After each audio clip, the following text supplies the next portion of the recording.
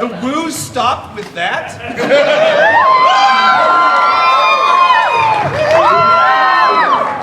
That's gonna be a fun day.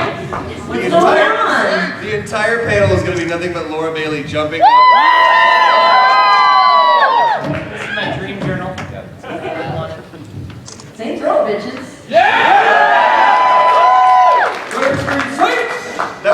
That was the first question that happened just off stage. Just and it's like, Now, cussing. What words can we not say? We'll read you. So we can't say fuck that? Is that what you're saying? I was asking a question. I don't know how to read on If you children have been playing Saints Row, we're not going to even be able to approach the level. Let's talk to your parents. Because they're great. Awesome. Well, thanks for coming, everybody. I'm Aubrey Norris from Deep Silver. I'm a total maniac. So happy to be here. I'm the ultimate fan of these guys. This is like the ultimate geek moment for me. I'm going to go down the line and introduce our awesome panelists today. First up, Steve Jaros, the studio creative director of Volition.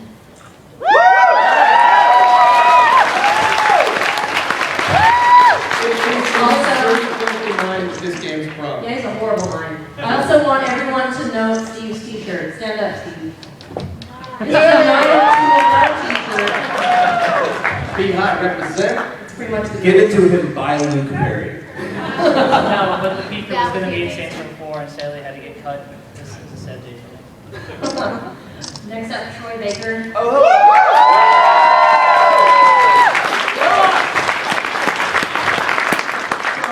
before we move on, I want you to tell me what video game have you not been in? What?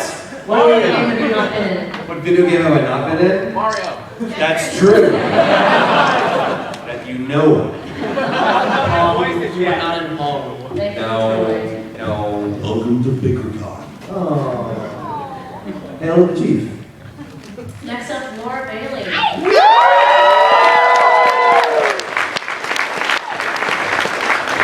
Laura, I'm actually playing as you right now in Saints Row 4. Does that make you feel awkward? No, it makes me feel awesome. Oh. I like that answer. That's I awesome. play as myself too. Oh, this is getting exciting. All right. Next up, JB Blum, who plays Zinnia.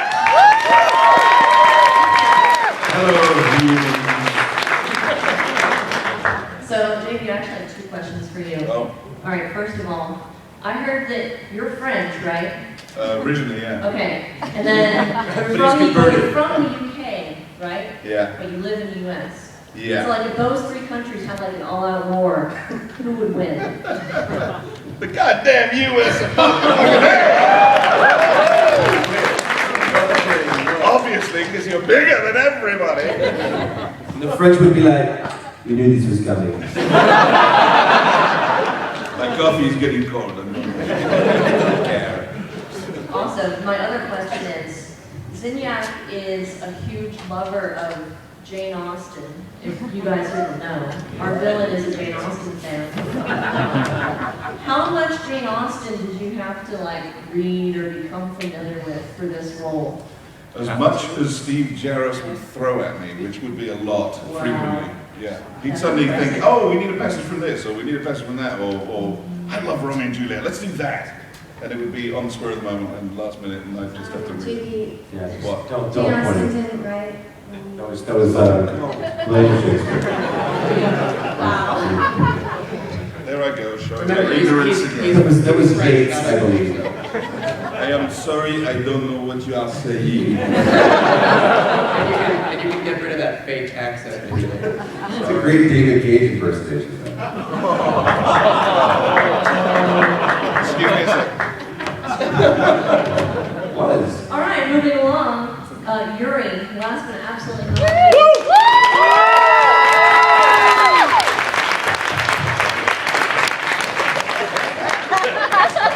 So Yuri, you play Matt Miller, and you also play Professor Genki. That is correct. Spoiler! How many people here love Professor Genki more than anyone else?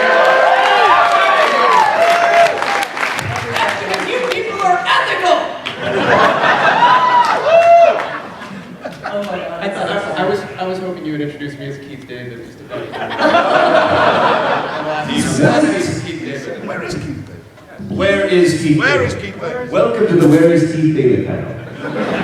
Keith David was supposed to be here with us, but unfortunately his plane got delayed in Atlanta, so he But it's okay because he's saving it right now. Yeah. The plane. Plane was. There was like militant people. It's all right. Apparently, yeah, there's an alien on the plane, but it Yes. takes the shape of somebody else, and so they're trying to find out who's the alien. But you can only see with sunglasses. Right. Put the sunglasses on. So I have two questions for Yuri too. I did Yes. some reading up on you, sir. Oh yeah, that's scary. First of all, I read that you're a vegan. How's that working out? It's apparently really good for my heart, Awesome. but really bad for eating a lot of the things that I love. Your bowels? It's really bad for our dinner dates. Right, it is bad for our dinner dates because Davey's like, come to this fancy dinner where there's pork place, this and that, and it's once upon a time we used to go out on a lot of dates, didn't we, Davey? I'm gonna do this. That's amazing. My other question is really more of a statement. I'll take it. You're awesome. So I read that you went to the College of William and Mary. Correct. I got rejected from that school. I want to know, as a William and Mary alum, what do you have to say to me? Let her in! Yes, I apologize on behalf of William and Mary and all of William and Mary Associates. Jesus, Jerry. Judging by Yuri, you missed nothing. So. Awesome. So, I guess we'll do a couple questions and we'll open it up to you guys, because I'm sure you have lots of things that you want to ask our awesome panel here. Oh You have a god. microphone, you can step right into it. Yeah, feel free. People can say things. Oh yeah, Ask the microphone. us stuff. Let the onslaught begin. People just go. We're a nation of laws. Oh, hi. That's right, okay. This question's for Yuri. A while ago, I just finished playing Simpsons Space DLC, and I noticed that the co-star was voiced by Sarah Flash, and so I was wondering, how was that like yelling at her behind the scenes? Yelling at That's been doing this like for a while. We actually just recorded it at their house. There was no it wasn't written. Yeah, there was no. I don't know, Tara. How was that? Bill, why are you slapping? about me? It was okay by her. No, we don't always get to work together, but occasionally we do. And what did we do? It's just kind of like paid therapy, I guess. It's kind of awesome. It's the only time I will ever get away with yelling at her without consequences. So. Thank you. Thank you. Hi, this question's for, I don't know, whoever happens to know the answer. While I was playing demo downstairs yesterday, I noticed that there were a lot of, I noticed that some familiar games as random NPCs like Morningstar, and I even saw Vice King.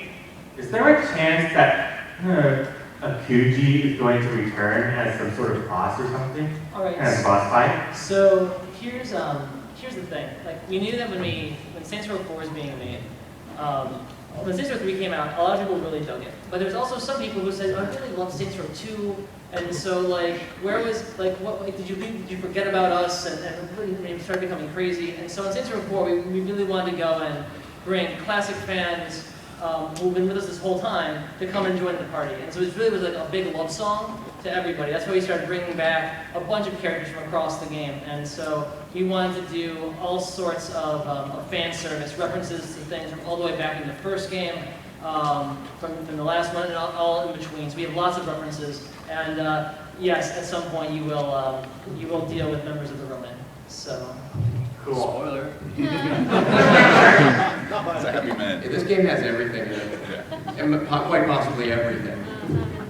I was going to say I acquired Saints Row 3 on a Steam sale after hearing friends rave about it. And yeah, I got very hooked. So Saints Row 4 I'm actually really excited about. Yes. So yeah, and two questions for Yuri. Is this kind of like your anti-Ben 10 time when you get to? Oh yeah.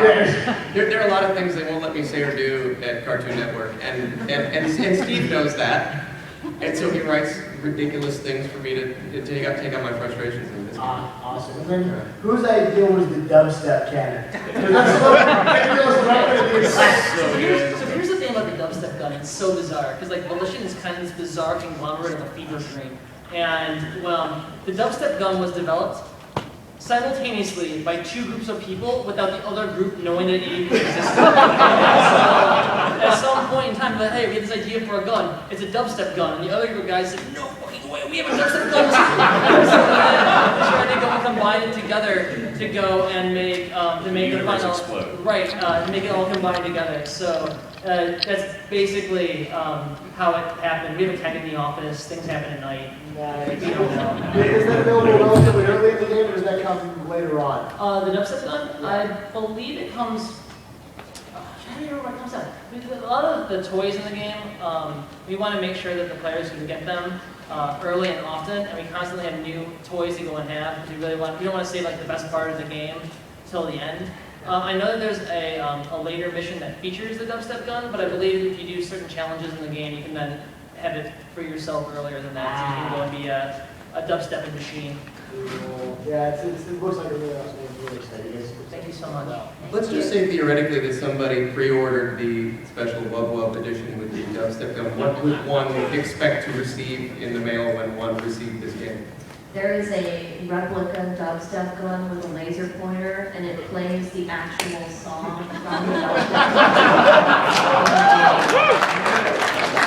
It's pretty awesome. There's also, you can't be the president without a big red button, so there's like a big red button, and it's in this like plastic case, and you gotta unlock it, and then when you push the button, it's like this robot, and he's like, 5, 4, 3, 2, 1, and then dubstep happens. And then there's also a Johnny Gat memorial statue, because, we know what happened to Johnny at one point. The words you just said, Aubrey, were just enough. I mean, you made it worth the money that I spent. I don't even have to get that in the thing now, but just thinking about that. Thank you. Hi. So we've seen a lot of outrageous over-the-top things, the commercials, the movies. Is there anything you guys are like particularly excited about in this upcoming game, in the Cats game? Yeah. That's a loaded question. There's I don't know.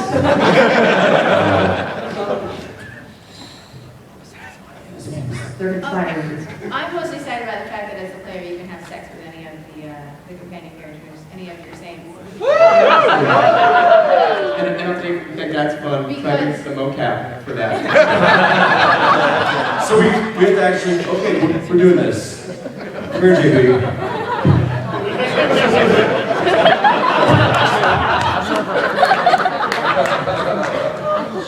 Sit down, Trevor. Sit down. Make believe, Travis. Make believe. I have a quick question, Troy. Would you please do an action back to loud? Then we'll see. Please. Can I? Yes, please. Yes.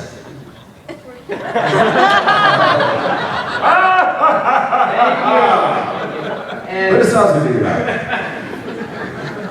thank you so much. And my question is, we just heard recently that Johnny Gat is back. So can you tell us how he's back? Do you want to know? I do.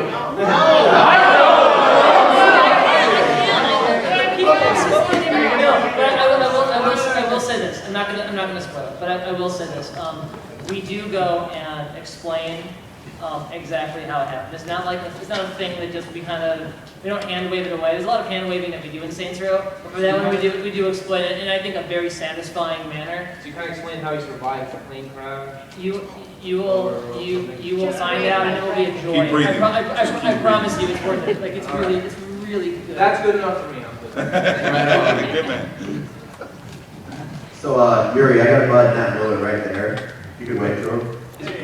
His name is Matt Miller. His name is Matt Miller.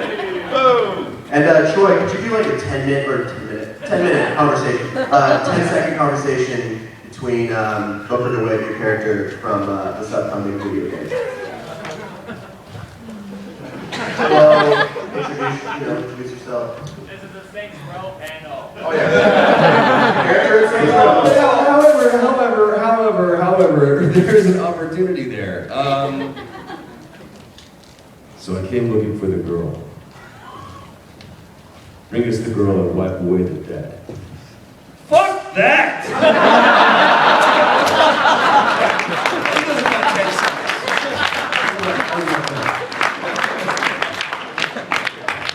Yeah, You guys are so easy to please.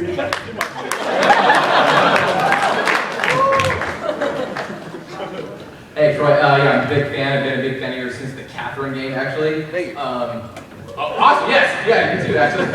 So, you went from like that, then also Joker, you're Booker. How does it feel to be the president, but not just the president, but the motherfucking president? Well, you know, I'm slowly taking over the world. Slowly? That's slowly for you? Yeah.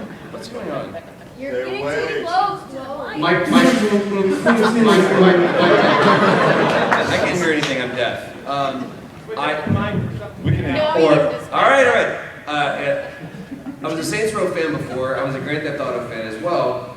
But then what Saints Row did was they let you play at the game as opposed to trying to have the game play you, if it makes any sense. So when we started doing Saints Row the Third, it was great to be on a project where literally nothing was out of bounds. And then we started doing the DLC, which took it even further. We had so much freaking fun. You're also forgetting the fact that Yuri had a character in the wonderful DLC as well. Jimmy Corbison. So good. Narrating. Anyway, so yes, I'm honored that they brought all of this back, and to be that's out. Yeah, we talked about this. One of the things that I'm most excited about for Saints Row 4 is the fact that you not only get to choose Nolan North, but you get to play as Nolan North, and that's pretty much the coolest thing I think I've ever seen a video game do. Yeah, that's why I looked at it first. But nobody really cares about that? Yeah, that's awesome. Choose Nolan North. I hope you Wait, choose Nolan North the was that- female default class, like, Sorry, who? fun. Nolan North is that guy in Star Trek, in the dark. Yeah, that's right. Yeah. Just checking. Saying yes, Captain. Thank you. Thank you. My question's for Steve. On Saints Row 2 and 3, there's actually been a lot of PC modding, things like that with the community. And most recently, you kind of talked about how you're going to hopefully soon release like the SD kit stuff to help modders do that. Like I know someone goes play like Idle Ninja who actually met with you and did that. So I just wanted you to talk about the process of being able to do that to get fans to be able to mod. Yeah. The PC version. Absolutely. So for those who didn't know, there's this a guy, this great website called Saints Row Mods, and is run by this guy named Idle Ninja. He's been a huge Saints Row fan, and he was also one of the people who was he loved Saints Row 2, and he was kind of all right about Saints Row the Third. And so I was like, why don't you? We're going to be doing a recording session. We're doing play testing anyway, so I'll bring a kit with me. Why don't you come and meet me in LA? You can go and play the game. And we'll talk about what it's like to make it, and you can go and see for yourself what we're doing, and hopefully I think you'll really like what we're doing with Saints Row 4, because we really did a lot of fan service from Saints Row 2, and let me know what you think. And we went there and he played the game for 3 days, and he loved it, which was awesome for me to go and see. But then he said, it's really cool that I got to go and see this, and it was great to see the recording process, but I wish that we could go and do more with mods. And we really wish we could get an SDK from you guys. We wish that you could have support, and would you be willing to go and it would mean a lot to us fans if you go and give that to us. And we said, that sounds awesome. So then we ran the flagpole to our programming director, and he's like, hell yeah. And so then he said a whole side group of people, he's like that, and I started writing a bunch of stuff to go and get material out for Saints Row 2 and Saints Row 3. I'm using that as a test bed to go and get more mod support for Saints Row 4.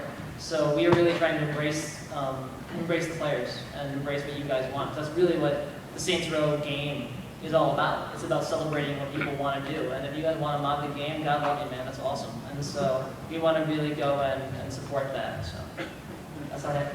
Thank you. Do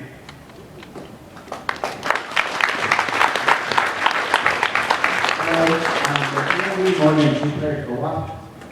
Sorry? 2-player co-op more than 2-player co-op? No, it's just 2-player. The problem is that we tried, we thought it would be so cool, but the problem is that it's the customizable player. That's where it really becomes an issue, because on consoles, it's such a memory hog that having more than 2 customizable players becomes a nightmare. And that's really why it was a hard technological problem that we never got past that hurdle. So, and we tried. Yes, hi. I was wondering why you couldn't get Eliza Dushku to be Shawnee for the third one. Oh, did you fight for it? No. Eliza's awesome, but we were taking the character in a different direction, and so we wanted to go and get someone different. And so we went with Danny Nicolay, who's a beast. She's a machine. I love her. Unreal Love Lifetime. But it was just a different take for the character, and so that was why. It was one of those things where it was a casting choice that we made. It wasn't like there's nothing dirty or secret about it. It was just now we need a different thing for the character, so here's the person. So I played all the Saints Row games, and I loved all of them. You guys get really fun and ridiculous. And so I was just wondering if there's anything that they didn't let you do. Like you pitched it and you're like, oh, you can't do that. Yeah. That does happen a lot. No, if you can believe that. There's a couple things. Sometimes it's weird because comedy is so subjective, and so sometimes things are cut not necessarily because they're offensive or whatnot, but it's also like how many people will actually think it's funny. Like in Saints Row 3, there's a draft of the script that had an entire subplot that centered around Henrik Ibsen, The Doll's House. And there was this entire thing about The Doll's House. And at the end of the day, it was like, Steve, no one thinks The Doll's House is funny. Okay, surprise! No, but so I was like, that's why we killed it. But then on Saints Row 4, like we knew that there was something there. There's something funny about playing the contrast of Saints Row versus like classical literature, and that's why we created Zinniac. So through Zinniac, we can go and have a nice mirror to have some of that absurdity, and still have those contrasts of having people play Shakespeare and having him read. Like Zinniac literally on the radio reads the entire first chapter of Pride and Prejudice, and he sits there and he narrates the entire thing, and he does like a bunch of different monologues from Shakespeare plays, and it's great. You can then have this character that can go and do that, but it feels honest. And because the player character doesn't care about classic literature, he acts the foil to the protagonist, and then it all works out. Whereas in Saints Row 3, it just would have been, oh, Steve, you're making a smarmy joke. And Saints Row 4 becomes a character choice, and then it becomes real. Other times, it just the thing is so good, but the effort it takes to go and make it becomes prohibitive. So, like for instance, we had a dragon. And it was like a live dragon. It was awesome. It was a fire-breathing flying dragon. It's like, this is the coolest thing ever. And then we want the dragon. The prototype is so great. And then you find out, like, great, you can have the dragon, but then there's this amount of animation time, and there's all this other stuff, so you have to go and cut all these other features. Like, the dragon's funny, but it's not that funny. And so the dragon goes away. Or other times there's just scheduling things. If you want to have time kills jokes is what it boils down to. Just like how much we want to have originally the ending of the game. Saints Row 4. This is a minor. Whatever. The ending of the game. This is not in the game, so it didn't happen. The original ending of the game ended with a 3-minute Bollywood dance number. And we put it on our schedule. We're doing the dance number, and we were trying to do like a bunch of things. So like, okay, what's the right Bollywood song? What's the Bollywood song? We go and we write our own. And so we were investigating having like at one point we were trying to get RZA to go into a Bollywood track, and so like we did all those different things. At the end of the day, just the stars didn't line up, and then our mocap coordinator is like, so we gotta get a dance troupe, and that's gonna cost you a lot of money. And like, good joke. So then we changed the ending to do something different.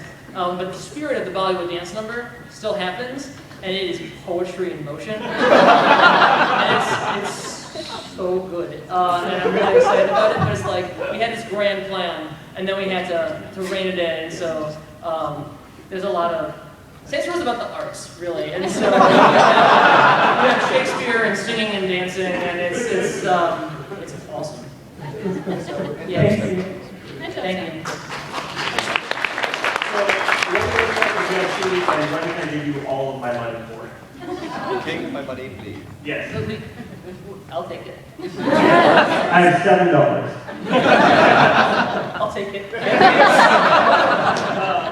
But when are we looking at possibly some more DLC for it? Okay, so our DLC plan is, the game comes out on August 20th, and Pre-order now. and I did. we have, we're going to have some smaller packs and whatnot that'll have like clothing and some weapon skins and things like that. But on 45 days after launch is when our first DLC drop is coming out called Into the Dominatrix, and it's basically a pastiche of all the things that were cut out of the game we wanted to still kind of use, and so it's all framed in this mockumentary style where everyone kind of goes and talks about why things were removed from the game, and it's good for a laugh. Are we announcing our second one? I can't. Negative. Please. I will throw you out of this room. Please. I will absolutely cut you. Okay. I will say this: the second DLC pack is scheduled, I think, for 9. I don't know if we're going to pay for it, but anyway, it's going to come at some point. But anyway, that one, I just wrote the cutscenes for that one, and I will honestly say, without any this, in all honesty, it's my favorite thing that I've ever written for the franchise, and it's very special to me, and I can't wait. I can't wait for it. I've read the script and I can confirm this. I'm really excited. Hi, in the face of your Nolan North comment and face capture, have you ever had any of the actors suggested or be willing to put themselves in the game so we can watch Laura beat Troy with a purple dildo over there?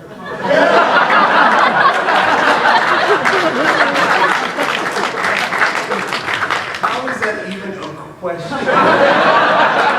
I always try to make a character that looks almost exactly like me. I would love to have my actual face. I did. You were kind enough in the third to put a little. There's a little outfit, a little Troy outfit, very metrosexual outfit. It was scarves and vests and tight jeans. Very handsome. But really, yes. They walk to the box. I was curious a little bit about how, basically, why somebody from Deep Silver is here, somebody from THQ, and a little bit of the story of how, basically, Volition and Saints Row got saved. Well, THQ doesn't really exist anymore. THQ couldn't be here with us today.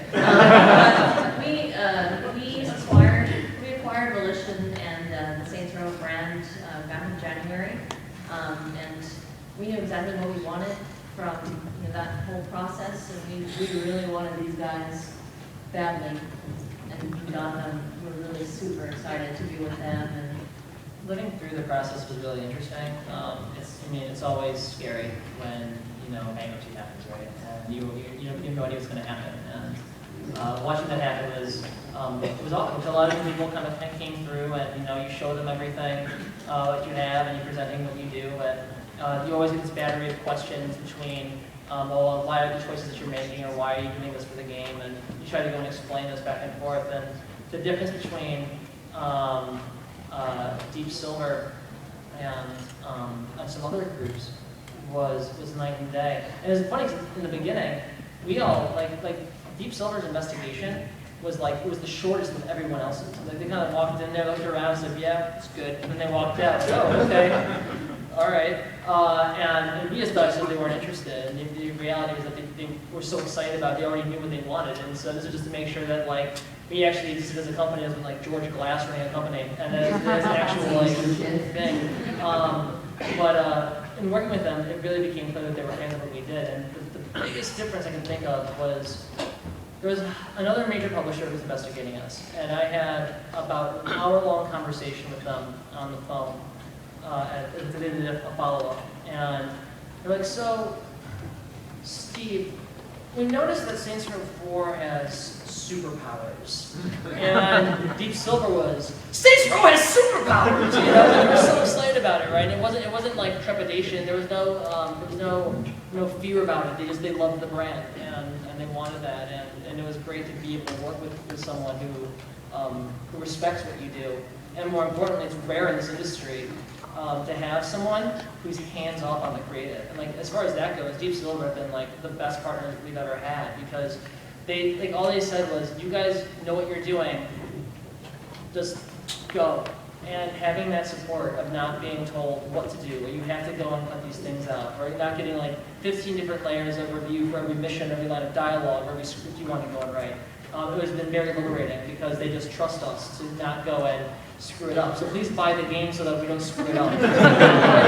But until we mess up, we're going to be okay. But it's been an amazing partnership, and we're very lucky that we ended up with them. So thank you. But there is some upcoming DLC in which the Saints have to go and save THQ. It's kind of right.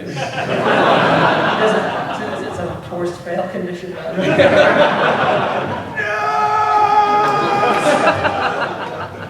I was wondering, actually, I really enjoyed the soundtrack in Saints Row 3, and especially, and also well, some of the instrumental cues, even if they only showed for 10 seconds. Was there a soundtrack album for Saints Row 3? Will there be one for Saints Row 4? And maybe you can talk about how you do the music selection for the game, how you put that all together. Yeah, I think that we have an original score by an amazing composer named Malcolm Kirby Jr.